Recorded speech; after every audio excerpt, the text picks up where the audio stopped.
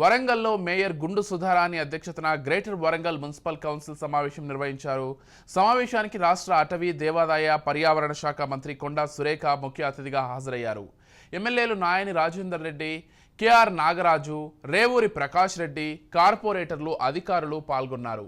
వరంగల్ మహానగర పాలక సంస్థ సర్వసభ్య సమావేశంలో ప్రధానంగా 10 అంశాలపై చర్చించారు. హైదరాబాద్ తర్వాత వరంగల్ అభివృద్ధిపై సీఎం రేవంత్ రెడ్డి దృష్టి పెట్టారని అన్నారు మంత్రి కొండా సురేఖ.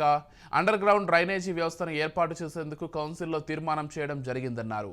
వరంగల్ నగరంలో అన్ని చెరువులపై అభివృద్ధి దిశగా తీర్మానం చేస్తున్నామన్నారు మంత్రి. ఇక వర్షాకాలంలో ప్రబలుతున్న రోగాలపై ప్రత్యేక టీం ఏర్పాటు చేసినట్లు చెప్పారు.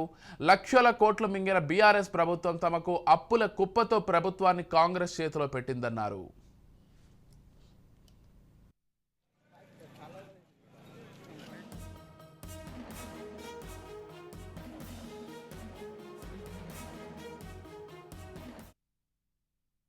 కార్పొరేటర్లుగా స్థానిక నాయకుల సహకారంతో ఈ అభివృద్ధిని, సంక్షేమాన్ని నడిపిస్తూ మరి ముఖ్యమంత్రి గారు విద్య అనేది ఏదైతే చెప్పారో వాటి మీద కూడా దృష్టి సారిస్తూ వర్క్స్ కోసం కూడా ఈరోజు 4,30,00,000 వరకు కూడా మేము తీర్మానాలు చేసి అర్జెన్సీ ఉన్న వర్క్స్ ని కొన్ని టేకప్ చేయడానికి కూడా మరి మేయర్ గారు ప్రతిపాదన పంపించడం జరిగింది. అదే కాకుండా కార్పొరేషన్ 100 కోట్ల నిధులు అడిషనల్ గా ప్రొవైడ్ చేయాలి అని చెప్పి ముఖ్యమంత్రి గారికి మేము తీర్మానం చేస్తూ ఒక తీర్మానం కూడా ఇందులో ఆమోదించడం జరిగింది.